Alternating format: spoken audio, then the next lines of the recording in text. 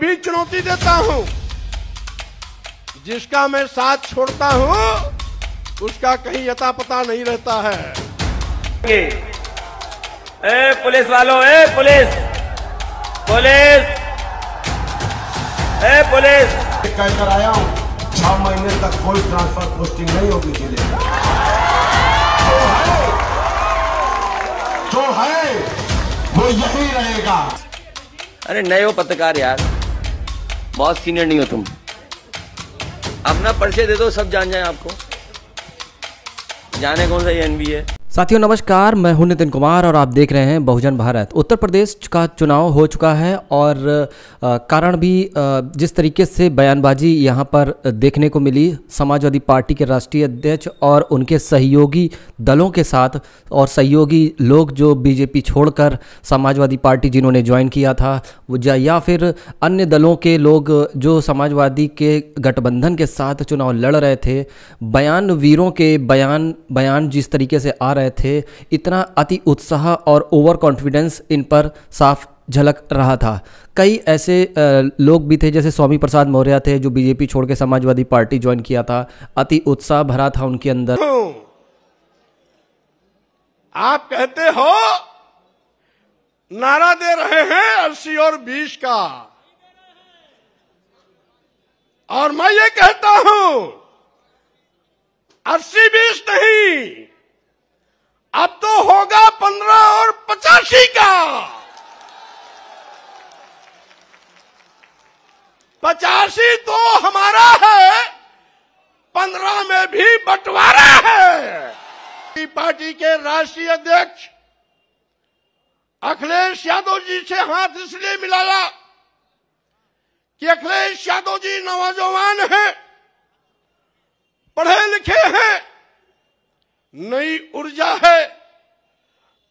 मैं प्रदेश के लाखों लाख करोड़ लोगों का हुजूम आपके नेतृत्व के साथ खड़ा कर भारतीय जनता पार्टी को नस्ताबूद करने का काम करूंगा। भी चुनौती देता हूं, जिसका मैं साथ छोड़ता हूं उसका कहीं अता पता नहीं रहता है। हमारी बहन जी इसका जिंदा मिसाल है। जब तक साथ था बार बार मुख्यमंत्री बनती थी, उनको घमंड हो गया था एको अहम द्वितीयो नास्ति। पार्टी तीसरे पर थी, भारतीय जनता पार्टी तीसरे पर थी, और जैसे ही बहुजन समाज पार्टी छोड़ करके भारतीय जनता पार्टी के साथ हमारा भारतीय जनता पार्टी आकाश चढ़ गई। अब भारतीय जनता पार्टी के लोगों को मैं फिर कहना चाहता हूं, आपके बुरे दिन आ गए। जो भारतीय जनता पार्टी का आंकड़ा था 42 विधायक और 45 विधायक का, मैं दावे के साथ कहना चाहता हूं, इन नौजवानों की कुवत के बिना पर आपको फिर पुराने आंकड़े दहाई पर लाके खड़ा करने का काम करूंगा। ए पुलिस वालों, ए पुलिस पुलिस ए पुलिस ए पुलिस वालों, क्यों कर रहे हो ये तमाशा? तुमसे ज्यादा बदतमीज कुछ नहीं हो सकता। क्यों ऐसा कर रहे हो भाई?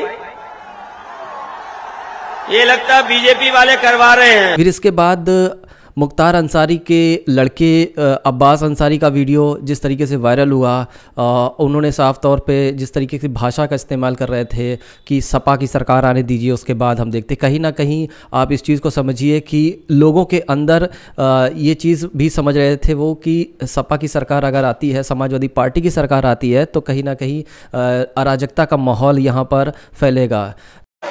सूद समेत वापस लौटाऊंगा, और जो डंडा चला रहे हैं ना यहाँ पर, मुख्यमंत्री होने वाले अखिलेश भैया से कहकर आया हूं 6 महीने तक कोई ट्रांसफर पोस्टिंग नहीं होगी जिले में। जो है वो यही रहेगा।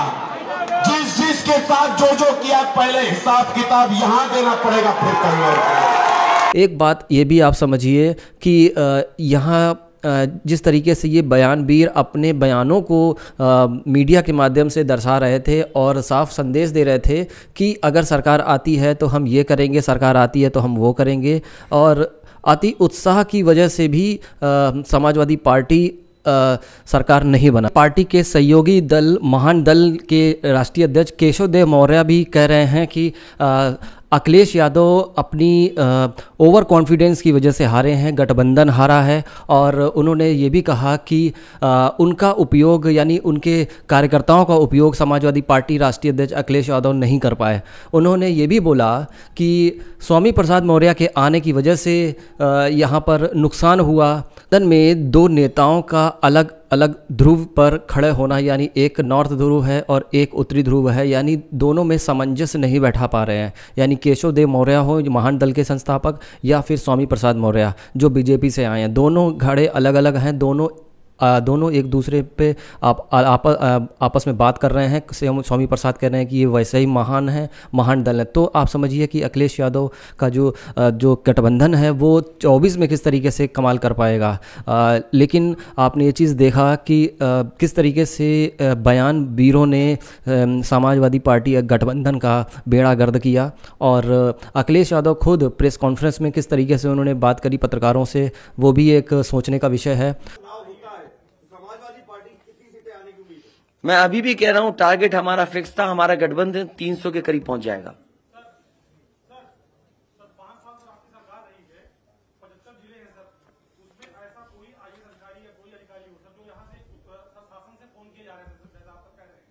मुझे तो अधिकारी नहीं बताया ना। नहीं, मैंने नाम लिया प्रमुख सचिव मुख्यमंत्री का, जिससे मुझे जानकारी मिली, उसका नाम कोई नहीं बता सकता। हाँ, मुझे इलेक्शन कमीशन अगर कहेगा तो मैं नाम बताऊंगा। अरे हम सरकार चलाएंगे, हमें हमारे इतने भी अधिकारी नहीं होंगे? क्यों नाम बताएं चाहने वालों का? अरे तुम में चाहने वाले बैठे, किसी का नाम ले लूंगा मैं? तुम्हारे ही लोग अलग से मुझे मैसेज करते हैं, नाम ले दूं? अब तुम नहीं, वो हमारे दुश्मन हो तो हम क्या करें तुम्हारा?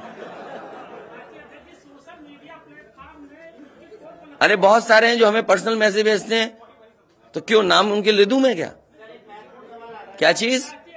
अरे नए हो पत्रकार यार, बहुत सीनियर नहीं हो तुम। अपना परिचय दे दो, सब जान जाए आपको, जाने कौन सा एनबी है। कई ऐसे हैं, ए पुलिस वाला वीडियो भी काफ़ी वायरल हुआ। कई ऐसे कुल मिला के वीडियोस थे जिसकी वजह से एक पब्लिक के बीच में जो मैसेज गया वो गलत गया। आज के लिए इतना ही, नमस्कार।